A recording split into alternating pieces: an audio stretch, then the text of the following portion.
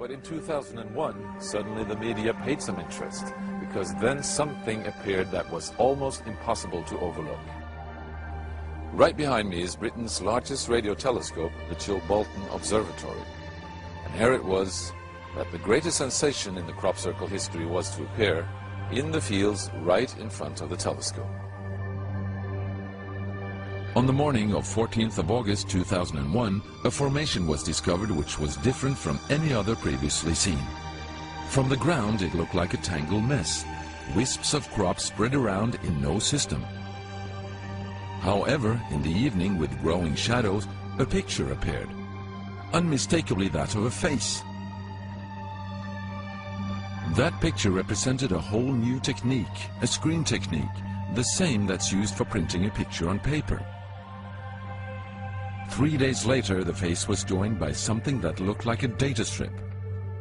Rows of counters made out of standing and flattened crop.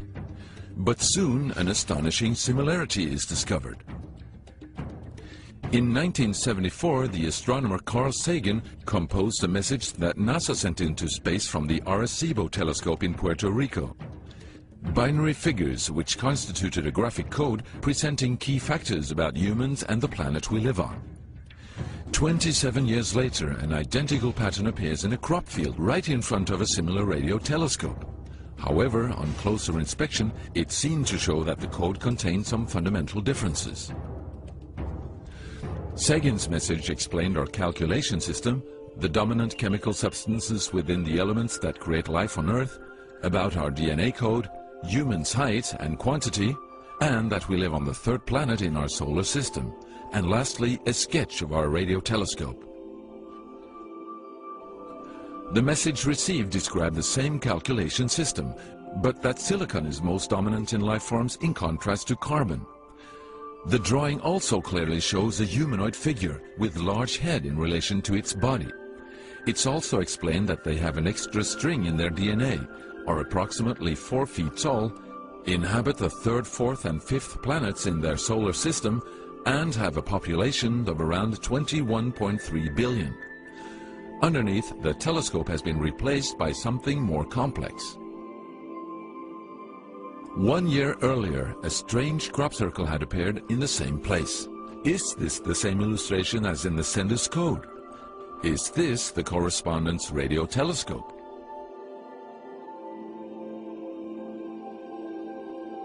If this is not an extremely clever and well-calculated joke conducted by humans, is it a serious response from an alien civilization?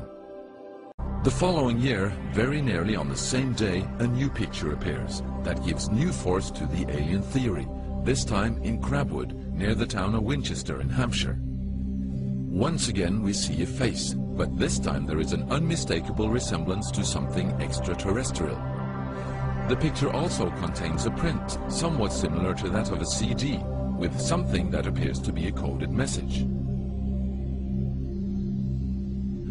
This formation also has a new type of design, this time with horizontal line patterns of variable thickness, similar to that of a TV picture. The message on the disc is similar to a spiral band built up of many boxes. But data expert Paul Vigay manages to decipher the message. And I had to enlarge the disc quite substantially on the computer and run some image analysis over it to make it clear so that I could see what was a standing tuft and what was flattened.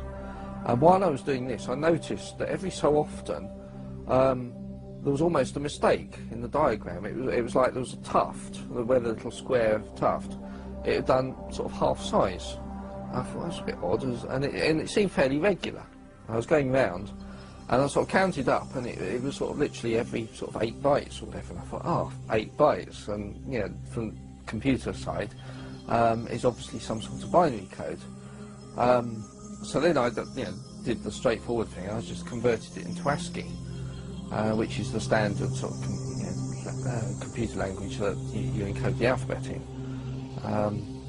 And of course I then started to get words forming out, and I thought, oh, you know, I'm getting somewhere here. So I then did the whole thing for the whole lot, and got this message. The message is in English and reads as follows: Beware the bearers of false gifts and their broken promises.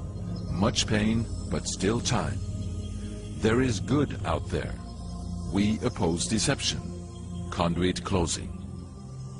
Within 2,000 years Christ shall return, and when he return, him going to be King of Kings.